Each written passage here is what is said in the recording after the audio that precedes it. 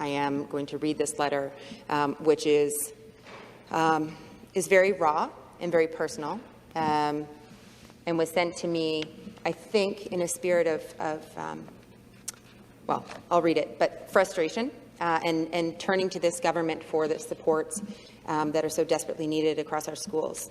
So this educator writes, quote, "It is not easy to paint a picture of life at a priority school in Oshawa. It is actually quite impossible without having actually experienced teaching and learning in the south end of Oshawa. So where do I start? We could look at the historical impact of present-day poverty, the ever-growing disparity between low-income and high-income people, the rise in mental health issues exacerbated by the pandemic and without access to necessary resources. We could talk about homelessness, unemployment, addiction, and the perpetuation of cycles of poverty and oppression that never seem to be at the forefront of government agenda. However we look at it, though, the end results remain the same. Students and staff at priority schools are struggling, and the level of adversity and despair is not shared equitably across the education system.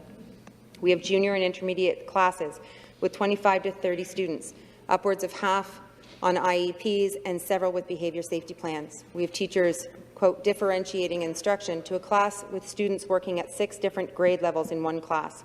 There is no academic support. There are not enough Chromebooks for juniors to be able to have even close to one each, and many students can't function without the assisted technology. We have EAs who are spread thin, with a focus only on students with behaviours, and even then, there are more behaviours than EAs, CERTs, and admins put together. Every single day, various students are having mental health struggles that cause disruption in the classrooms and in the halls. The mental health of our students, especially apparent in the intermediate classes, are gravely affected. Depression, anxiety, apathy, despondence, rage make up much of the day as they try to navigate an education system that was never set up for them to succeed.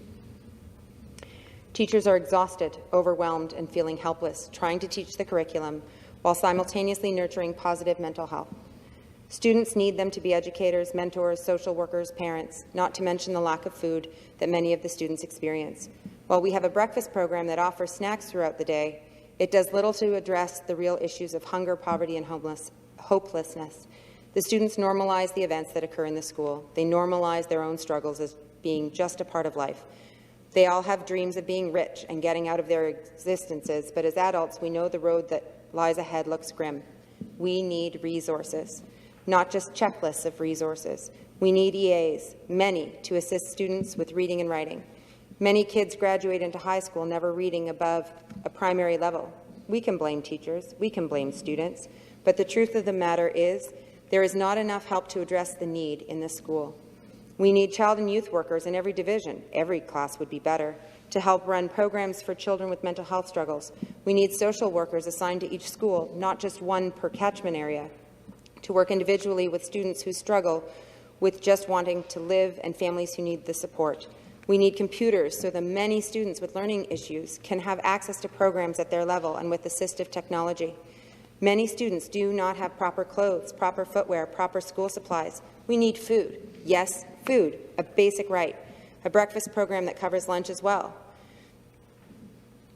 We need extensive training for the teachers who want to commit to a lifetime career at a priority school, training on working with students who live in poverty. Our students are traumatized and angry and apathetic. They are resigned to this being just how it is because it was how it was for their parents and their grandparents. But the amazing truth is these students are also creative and resilient and have unchanneled passion for what is fair and just, and the fact that they show up to school, when they do, they still have hope. If you actually care to put money where true change can occur, then look at priority schools. Come visit, talk to teachers, talk to the students. Depriving students of the very resources they need in order to have half a chance to succeed is, in my opinion, criminal.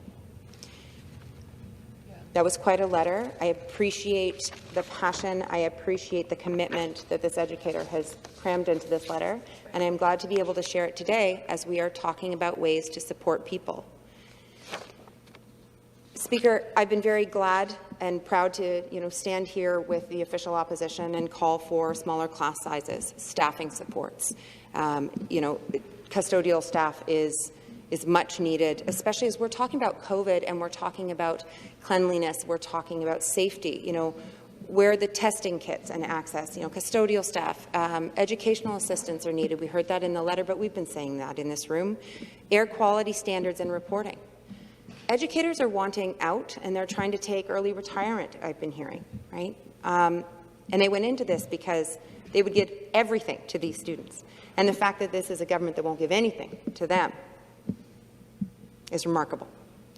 But we do need safe classrooms, and we need this government to show leadership when it comes to PPE and vaccinations and health and safety and funding education. Let's not forget that the pandemic came in and kind of distracted this government from their plan to, slash and burn and cut education.